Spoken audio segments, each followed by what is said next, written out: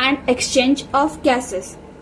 Breathing वो process होता है जिसमें ऑक्सीजन और कार्बन डाइऑक्साइड को एक्सचेंज किया जाता है। रिस्पायरेशन यूटिलाइजेशन करना एनर्जी का फूड से with the help of oxygen, उसे कहते हैं रिस्पायरेशन।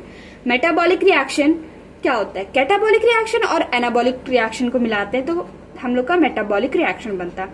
कैटाबॉलिक रिएक्शन क्या होता है? छोटे छोटे टुकड़ों में तोड़ना, उसे हम लोग कैटाबॉलिक रिएक्शन कहते हैं। एनाबॉलिक रिएक्शन क्या होता है? जब हम लोग वही छोटे छोटे टुकड़ों को जोड़ते हैं तो वो एनाबॉलिक रिएक्शन होता है। मतलब कि जब हम लोग छोटे छोटे टुकड़ों में तोड़ते हैं और जोड़ते हैं तो उसे मेटाबॉलिक रिएक्शन कहते हैं। रिस्पायरेटरी ऑर्गन इन एनिमल, जो रिस्पायरेटरी ऑर्गन है हर एनिमल का डिपेंड करता है हैबिटाट पर और लेवल ऑफ ऑर्गेनाइजेशन पर। सबसे पहले हम लोग का आता है इनवर्टिब्रेट, जिसमें हम लोग का आता है स्पॉन्जेस, सिलेंट्रेट और फ्लैटवर्म। रिस्पायरेटरी ऑर्गन क्या होता है? Body surface. अर्थवर्म जो कि रिस्पायर करता है मॉस्क्यूटिकल से।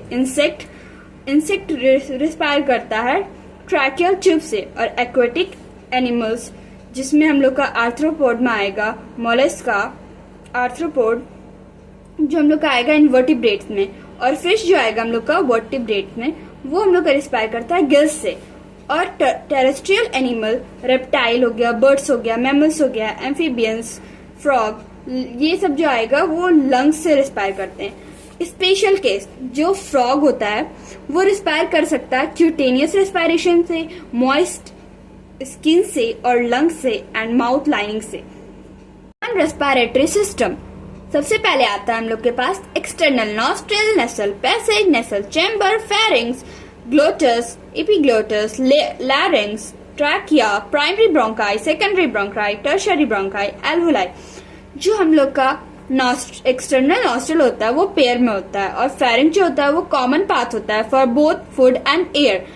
और ये हमारा जो होता है लैरिंग्स, वो हम लोग साउंड बॉक्स भी कहते हैं, वो कार्टिलेजिनस बॉक्स होता है।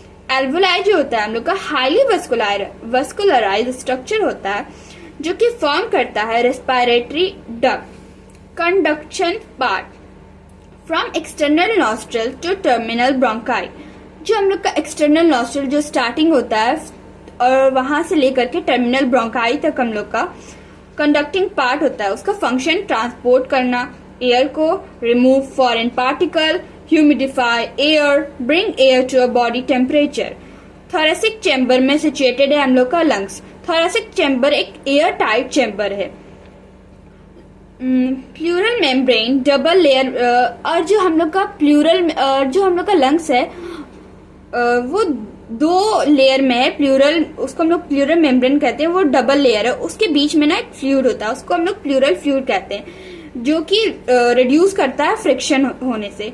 आउटर प्लूरल मेम्ब्रेन जो होता है वो क्लोज में है, कांटेक्ट विद थोरेसिक लाइनिंग, और जो इनर प्लूरल मेम्ब्रेन है वो कांटेक्ट में है लंग सरफेस से।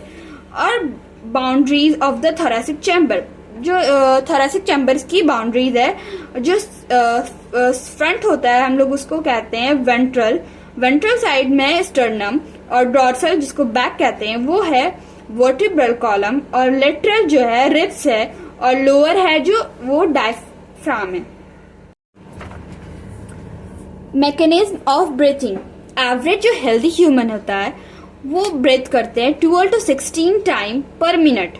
स्पायरोमीटर जो होता है वो इंस्ट्रूमेंट होता है जो कि यूज किया जाता है मेजर करने के लिए वॉल्यूम ऑफ एयर जो इन्वॉल्व हो रहा है ब्रीथिंग में। इंस्पायरेशन उसको हम लोग इनहेलेशन कहते हैं, और एक्सपायरेशन उसको हम लोग एक्सहेलेशन कहते हैं। इंस्पायरेशन जब करते हैं तो स्टर्नम जो होता है, जो हम लोग का फ्रंट होता है, वो राइज हो जाता है, डायफ्राम कॉन्ट्रैक्ट करने लग जाता है, और रिब्स एक्सटर्नल इंटरकोस्टल मसल्स की वजह से कॉन्ट्रैक्ट होता है, और जिसकी वजह से क्या होता है हमारा thoracic volume, pulmonary volume increase हो जाता है, इंट्रा पल्मनरी प्रेशर डिक्रीज हो जाता है, बिलो एटमॉस्फेरिक प्रेशर की वजह से एयर फ्लो करने लग जाता है लंग्स में। रिलैक्सेशन डायफ्राम जो हम लोग का होता है, और intercostal muscles, returning sternum and diaphragm to normal position. हम लोग का जो डायफ्राम हो जाता है, स्टर्नम हो जाता है, ये सब अपने नॉर्मल पोजीशन पे आने लग जाता है, जिसकी वजह से क्या होता है थोरेसिक वॉल्यूम डिक्रीज हो जाता है, पल्मनरी वॉल्यूम डिक्रीज हो जाता है और इंट्रापल्मनरी प्रेशर इंक्रीज होने लग जाता है above atmospheric pressure. Atmospheric pressure से ज्यादा air is expressed out, air निकल जाता है तब। एडिशनल एबिलिटी मतलब हम लोग नॉर्मल सांस ले रहे हैं और छोड़ रहे हैं, उस अगर हम लोग नॉर्मल से ज्यादा लेंगे मतलब धक्के के साथ सांस लेंगे और धक्के के साथ सांस छोड़ेंगे यूजिंग एडिशनल एब्डोमिनल मसल्स, हम लोग वो एब्डोमिनल मसल्स का हेल्प लेते हैं वो करने के लिए। Respiratory volume and capacity, tidal volume जो होता है हम लोग का वो मतलब कि हम लोग जो नॉर्मल ब्रेथ ले रहे हैं और छोड़ रहे हैं उसको हम लोग टाइडल वॉल्यूम कहते हैं। 1 breath is equal to 500 ml। जब हम लोग एक बार सांस लेते हैं तो 500 ml सांस लेते हैं। 1 मिनट में हम लोग 12 to 16 टाइम ब्रेथ करते हैं, तो मतलब 6000 से 8000 ml हम लोग सांस लेते हैं। इंस्पायरेटरी रिजर्व वॉल्यूम मतलब कि हम लोग धक्के के साथ सांस जो ले रहे हैं तो वो इंस्पायरेटरी रिजर्व वॉल्यूम उसे कहते हैं। मतलब हम लोग 2500 से 3000 ml जो हम लोग है धक्के के साथ सांस ले सकते हैं। एक्सपायरेटरी रिजर्व वॉल्यूम मतलब एडिशनल वॉल्यूम जो हम लोग धक्के के साथ सांस छोड़ सकते हैं वो हम लोग 1000 से 10,000 ml तक छोड़ सकते हैं। लेकिन हम लोग धक्के के साथ सांस लेंगे और सांस छोड़ेंगे उसके बाद भी हम लोग के रेसिड्यू लंग्स में रह जाता है, तो वो वॉल्यूम ऑफ एयर जो होता है रिमेन इन द लंग्स वो होता है 1100 से 1200 ml। लंग्स की capacity, inspiration capacity TV plus IRV मतलब कि हम लोग जो नॉर्मल सांस ले रहे हैं और हम लोग जो धक्के के साथ सांस ले रहे हैं वो हम लोग का इंस्पायरेटरी कैपेसिटी होता है। और एक्सपायरेटरी कैपेसिटी मतलब कि हम लोग कितना छोड़ सकते हैं, तो नॉर्मल एक सांस छोड़ सकते हैं और धक्के के साथ सांस छोड़ सकते हैं, वो एक्सपायरेटरी कैपेसिटी हो जाएगा। फंक्शनल रेसिडुअल कैपेसिटी में हम लोग का आता है ERV प्लस RV और वाइटल कैपेसिटी में आ जाता है हम लोग का TV plus IRV plus ERV। और टोटल लंग्स कैपेसिटी में हम लोग का आ जाता है tidal volume, inspiratory reserve volume और एक्सपायरेटरी रिजर्व वॉल्यूम और residual volume.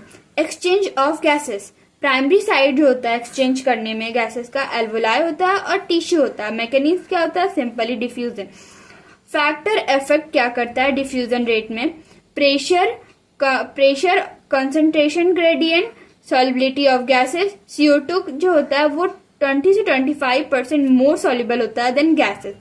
Thickness of diffusion membrane, partial pressure जो होता है वो मेजर किया जाता है mmHg में। गैस O2 जो होता है एटमॉस्फेरिक एयर जो होता है में 159 होता है, एल्वोलाई में 40 होता है, डी ऑक्सीजनेटेड ब्लड में 40 होता है, ऑक्सीजनेटेड ब्लड में 95 होता है और टिश्यू में 40 होता है।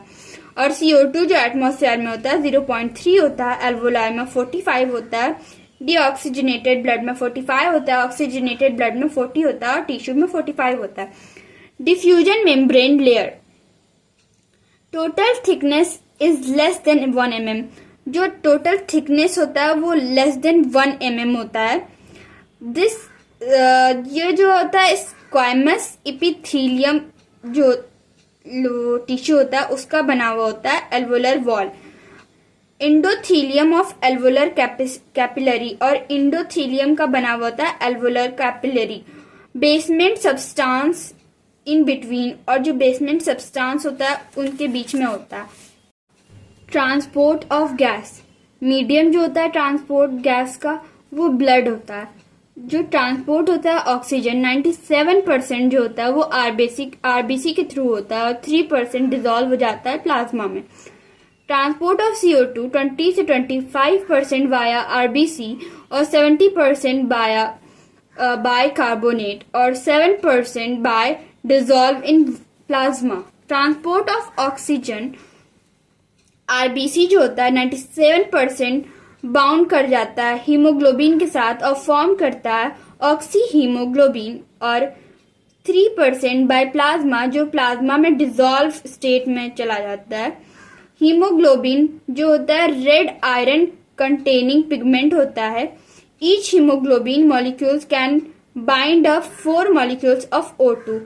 डिलीवर करता है ऑक्सीजन को every 100 ml of oxygen blood deliver approximately 5 ml of oxygen to the tissue under normal physiological condition.